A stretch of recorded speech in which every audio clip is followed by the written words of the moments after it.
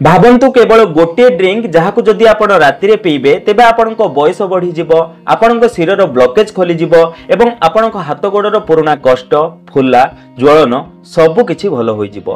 तेबे एहा आपण को अनबिलीवेबल लागि पारे किंतु एहा मजाक नुहे, एहा संपूर्ण सत्य अटे।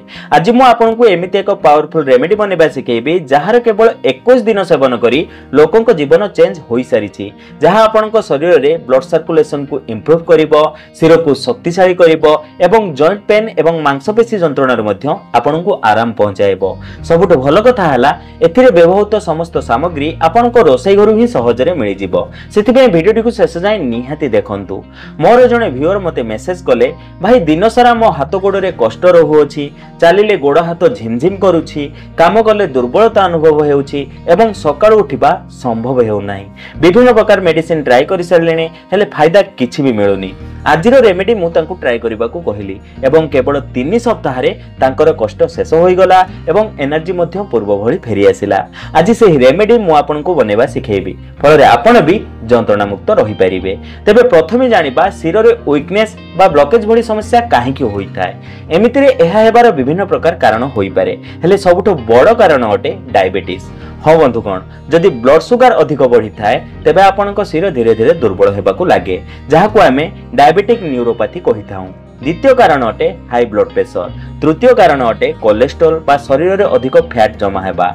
चतुर्थ रे इन्फेक्शन, पंचम रे हार्मोनल इम्बालांस एवं शेष कारण अटे किडनी और लिवर रे जमा टॉक्सिन्स। एही समस्त जिनिस मिसी आपनक शिर को दुर्बल करि दिए एवं एही कारणरू आंठुगंठी बिंधा, दुर्बलता एवं शरीर रे वीकनेस आसीबाकू लागे। सबुठ भल कथा हैला एही प्रॉब्लम सह लढिया पई गोटे सिंपल रेमेडी जहा आपनक रोसई घरे लुचि रहिछि एवं आपण एहाकू सहजरे घरे बनै परिबे। एही रेमेडी केवल 3टी घरोई सामग्री रो बनी थाए। एही रेमेडी को सिखेबा परे मु आपनक सह लास्ट रे एक बूस्टर स्टेप शेयर करिबी जहा कि एहार प्रभाव को द्विगुणित करि दिए। एबे जानि नियंतु एही रेमेडी को आपण केमिति बनेबे। एथि पय प्रथमे आपण एक स्टील पात्र गैस ऊपर बसांतु। एबे आपण सेथरे 1 ग्लास पानी ढाली बॉयल हेबा को छाडी दियंतु। जेबे पानी फुटिबा को लागिबो तेबे आपण एमिति एक छोट खंड दालचीनी सेथरे पकई दियंतु।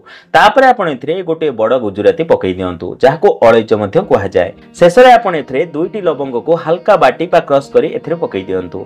एबे आपण एहाकू 2 रु 3 मिनिट पर्यंत बॉयल हेबा को दियंतु, जेमिति एही समस्त सामग्री रो एसेंशियल पानी मध्ये को आसी जिवो। तापरे गैस बंद करि दियंतु एवं एहाकू ढांकी संपूर्ण ठंडा हेबा पई छाडी दियंतु। तापरे आपण एहाकू छाणी नियंतु। जदि आपण को मीठा पसंद अटे तेबे एहा ठंडा हला परे आपण एथरे अल्प गुड़ बा महूर प्रयोग करि परिबे, किंतु जदि आपण को डायबिटीज अछि तेबे गुड़ बा महू एवॉइड करंतु। एहाकू सेवन करिवार सबुठ भल समय अटे राति रे डिनर करिवार आधा घंटा परे।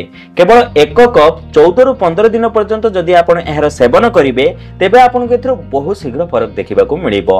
एहार सेवन द्वारा आपण को शरीर रे एनर्जी बढ़ी जिवो, शरीर को शक्ति मिलिबो, आंठुगंठी बिंधारो आराम मिलिबो एवं शिर ब्लॉकेज मध्य धीरे धीरे खोलिबाकू लागिबो। एबे जानिबा से सीक्रेट बूस्टर स्टेप विषय जहा ए रेमेडी रो प्रभाव को द्विगुणित करि दिए। जदि आपण एहाकू फॉलो करिवे तेबे 2 गुणा रिजल्ट नुहे 3 गुणा बा 4 गुणा रिजल्ट मध्य आपण को एथरो मिलि परिबो। सेतिमाय आपण ए ड्रिंक रो सेवन करिवार 15 मिनिट भितरे 1 चमच पान मधुरी चोबई खाइ नियंतु। ए छोटिया स्टेप ए ड्रिंक रो प्रभाव को डबल कर दिए, कारण पान मधुरी आपण को डाइजेशन को तेज करिथाय एवं एही 3टी मसलार मेडिसिनल प्रॉपर्टीज को शरीर मध्य रे आहुरी अधिक एक्टिव करि दिए। जदि आपण 1 मास पर्यंत एही रूटीन को फॉलो करंती तेबे ना केवल आपण को शिरो ब्लॉकेज खोलिबो बरं दुर्बलता एवं गोड़ हाथ बिंधा भଳି समस्या को मध्य एहा मूलरु शेष करिवो। एबे आपण को मन मध्य रे प्रश्न आसी पारे कि एही रेमेडी रे एमिति कोन अछि जहा एते पावरफुल होई थाए। तेबे मन रखंतु डालचीनी भितरे सिनामोल डिहाइड एवं एंटीऑक्सीडेंट मिलि थाए जहा कि ब्लड शुगर को कंट्रोल करि थाए एवं शिर मध्य रे जमा फैट को मेल्ट करि थाए। बड़ अलैच आपन शरीर भीतर को पोटासियम एवं मैग्नेशियम नहीं जाई थाए जहा कि ब्लड प्रेशर को नेचुरली बैलेंस करि थाए एवं हार्ट बीट को स्ट्रांग बनै थाए। लवंगरो यूजोनोल मिलि थाए। एहा एक एमिति कंपाउंड अटे जहा कि इन्फ्लेमेशन एवं पेन उभय को कम करि थाए। सेथिपय हाथ गोड़ कालुआ पड़िबा, झिमझिम हेबा एवं फुलिबा भଳି समस्या एही रेमेडी कारणरू धीरे धीरे कम हेबाकू लागे।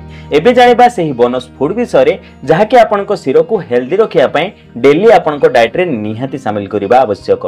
प्रथम सामग्री अटे मेरिकाली बा फ्लैक्स सीड्स। एथिरे ओमेगा 3 फैटी एसिड मिलता है जहां आपनको सिर को शक्तिशाली करिथाय एवं आंठुगंठि बिंधार कष्ट को कम करिबारे सहायता करिथाय। एहाको भाजी गुंड करि दियंतु एवं सकाळो 1 ग्लास क्षीर पानी बा दही सह मिसई आपण एहर सेवन करंतु। द्वितीय सामग्री अटे चिया सीड्स। एथिरो आयरन पोटासियम एवं एंटीऑक्सीडेंट मिलता है जहां दुर्बलता को दूर करिथाय नर्व्स को रिलैक्स करिथाय एवं आपनको इम्यूनिटी को मध्य स्ट्रांग बनैथाय।